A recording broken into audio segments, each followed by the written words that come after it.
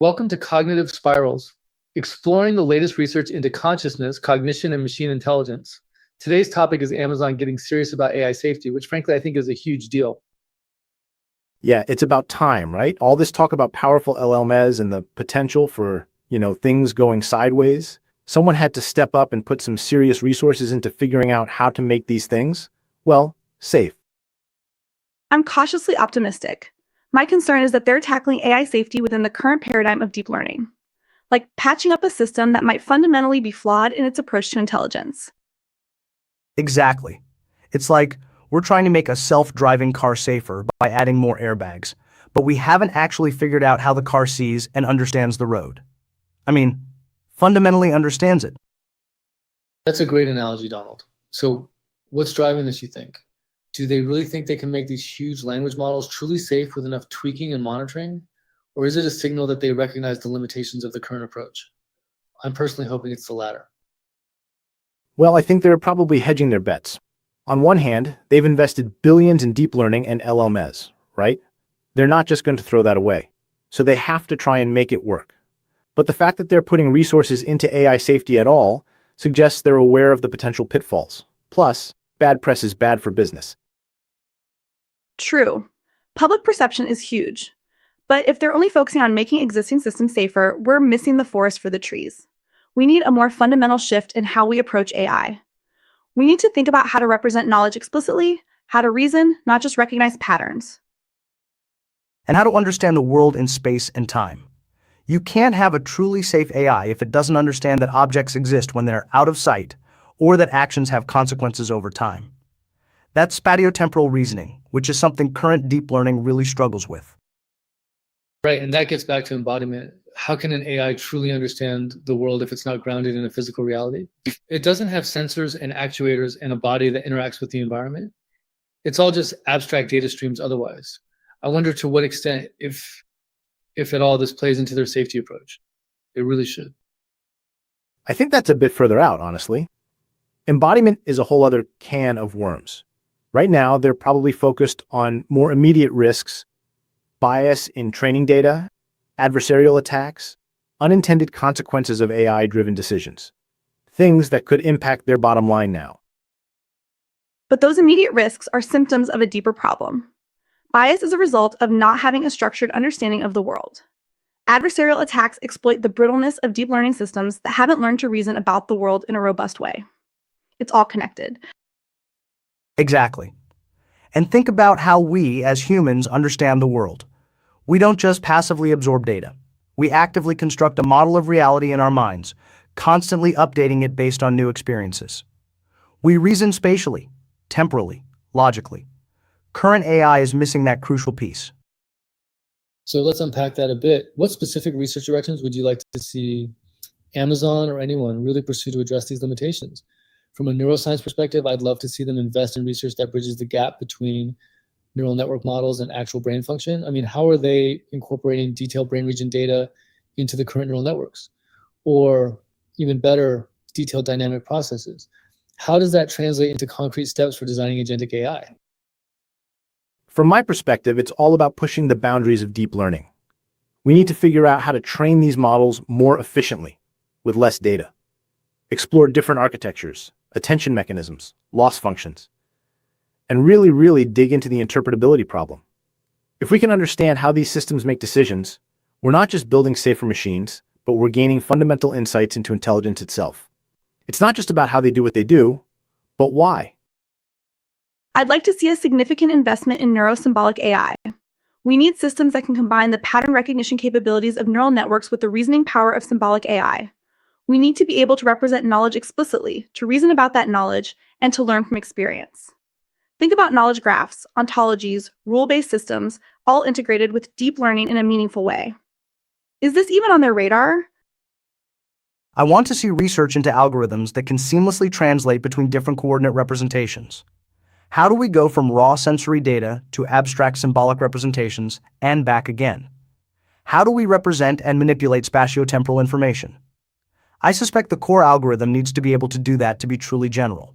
Forget more layers, let's focus on the fundamental mathematical framework.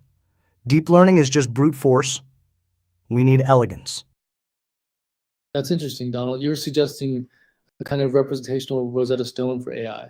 So give me a concrete example. How would this coordinate translation work in practice? Okay, imagine a robot navigating a room. It receives raw sensory data from its cameras and LiDAR sensors. That's one coordinate system, a physical one. It needs to translate that into a map of the room, a topological representation of the environment. That's a different coordinate system. And then it needs to use that map to plan a route to a specific location, using symbolic representations of actions like go forward, turn left, open door. That's yet another coordinate system. A truly intelligent robot needs to be able to seamlessly switch between these representations, and to reason about them in a consistent way. It's not just about recognizing patterns, it's about understanding the underlying geometry and relationships. Yeah, but isn't that what SLAM simultaneous localization and mapping already does? It uses sensor data to build a map and localize the robot within it. Deep learning can be used to improve SLAM algorithms to make them more robust and efficient. SLAM is a good start, but it's limited. It's mostly focused on static environments and doesn't really handle abstract concepts or symbolic reasoning. It can't reason about the meaning of the room or the purpose of going to a specific location. It's just geometry. Exactly. And SLAM doesn't incorporate any prior knowledge. It has to learn the map from scratch every time. A neurosymbolic system could leverage existing knowledge about the world, like doors are usually rectangular or tables are usually flat, to build a more robust and efficient map. This sort of knowledge injection allows the system to quickly understand an environment and move around with intention. So it sounds like you're advocating for a hybrid approach, combining the strengths of deep learning with symbolic AI. Is that fair to say? How do you see those two approaches interacting? Yeah, definitely hybrid. Think about it like this. Deep learning can be used for perception, for extracting features from raw sensory data. It can identify objects, recognize faces, understand speech. But the output of deep learning shouldn't be directly fed into a control system. Instead, it should be used to populate a knowledge base, a symbolic representation of the world. That knowledge base can then be used for reasoning, planning, and decision-making. And the results of that reasoning can then be translated back into actions that are executed by the robot. Okay, I see where you're going. So, deep learning handles the low-level stuff, the pattern recognition, and symbolic AI handles the high-level reasoning. But how do you ensure that those two systems communicate effectively? How do you prevent errors from propagating from the deep learning system to the symbolic system? That's the million-dollar question. There are several approaches.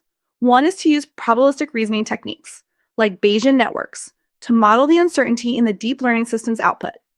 Another is to use formal verification methods to ensure that the symbolic system's reasoning is sound. And a third is to use reinforcement learning to train the entire system end-to-end, to optimize the communication between the deep learning and symbolic components. It's a complex challenge, but I think it's crucial for building truly intelligent and safe AI. And I think the key is to find the right level of abstraction for the symbolic representation. It can't be too low level, or it will be overwhelmed by the complexity of the sensory data. But it can't be too high level, or it will lose the ability to reason about the details of the world. It needs to be just right, a sweet spot that allows for both efficient computation and meaningful representation. That makes sense. So to bring it back to Amazon, what specific research areas should they be exploring within this neurosymbolic framework? Are there any specific algorithms or techniques that you think hold particular promise? I'd love to see them invest in research on graph neural networks, but not just for pattern recognition. Use them to build and manipulate knowledge graphs to represent relationships between entities in the world. And then combine that with rule-based reasoning systems like Prolog to allow the AI to draw inferences from those relationships. That combination could be incredibly powerful for reasoning about complex situations.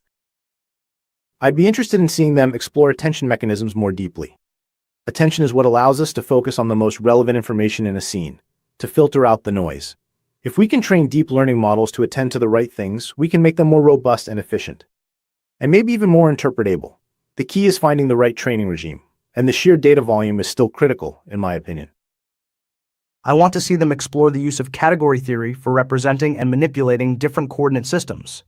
Category theory is a branch of mathematics that provides a powerful framework for abstracting away from the details of specific objects and focusing on the relationships between them.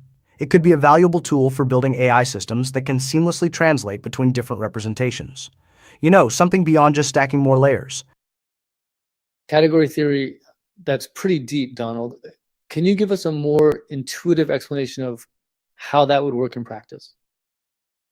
Sure. Imagine you have two different maps of the same city, one a road map and one a subway map. They use completely different coordinate systems, right? The road map uses street addresses, while the subway map uses station names. But they both represent the same underlying reality, the city. Category theory provides a way to define a mathematical relationship, a functor, that maps between these two different representations. It captures the essential structure of the city, regardless of which coordinate system you're using.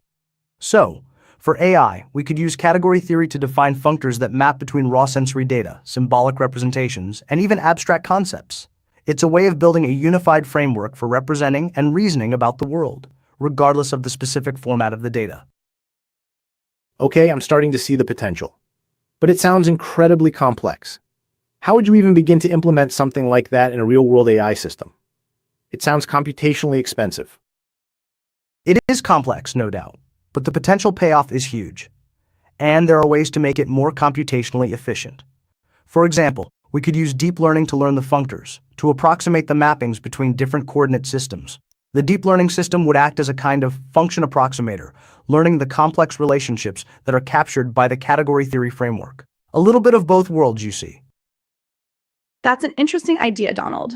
Using deep learning to learn the mappings between symbolic representations. That could be a way to bridge the gap between the two approaches. I still think that more structured learning is the way to go, however, especially as you approach edge cases that are poorly represented in data. So let's bring this back to AI safety. How would these research directions, whether it's neurosymbolic AI, category theory, or improved attention mechanisms, contribute to building safer AI systems? What specific risks would they mitigate? A neurosymbolic approach would make AI systems more robust and explainable. Because the reasoning process is explicit, we can understand why the AI is making certain decisions. This makes it easier to detect and correct errors. And because the AI has a structured understanding of the world, it's less likely to be fooled by adversarial attacks or unexpected situations. It's about more predictable outcomes and understanding the why. Improved attention mechanisms would make AI systems less susceptible to bias. By focusing on the most relevant information, they're less likely to be swayed by irrelevant or misleading data. And they'd also be more efficient, requiring less data to train. And of course, with better understanding of the inner workings through interpretability, we can course correct, if need be for better, more trustworthy results. And a system that can seamlessly translate between different coordinate representations would be better able to understand the context of a situation. It wouldn't just be reacting to raw sensory data, it would be able to reason about the underlying meaning and relationships. This is crucial for building AI systems that can make ethical and responsible decisions, that can understand the consequences of their actions in the real world. It's about more than just pattern matching. It's about understanding the why. So it sounds like all of you are advocating for a more holistic approach to AI safety, one that goes beyond simply tweaking existing systems and focuses on building AI that truly understands the world. And that requires a combination of neuroscience, symbolic AI, and new mathematical frameworks. It's not just about avoiding errors, but about fostering true understanding. Yeah, I think that's a fair summary. It's a long road, but I think it's the only way to get to truly safe and intelligent AI. The data continues to be crunched, and the numbers are promising. There's always a chance. I agree. The current deep learning approach has shown promise, but it has fundamental limitations. We need to explore alternative approaches, like neurosymbolic AI, to build systems that are truly robust, explainable, and safe. More than just data, we need structure and reasoning. And we need to think outside the box to explore new mathematical frameworks that can capture the underlying structure of intelligence. Category theory might be just one piece of the puzzle, but I think it's a promising direction. It really might be a game changer. Well, this has been a fascinating discussion. It's clear that AI safety is a complex and multifaceted challenge, and that there's no easy solution, but hopefully this conversation has shed some light on the different approaches that are being explored and the potential benefits of each. Thanks for joining us on Cognitive Spirals, and we'll see you next time.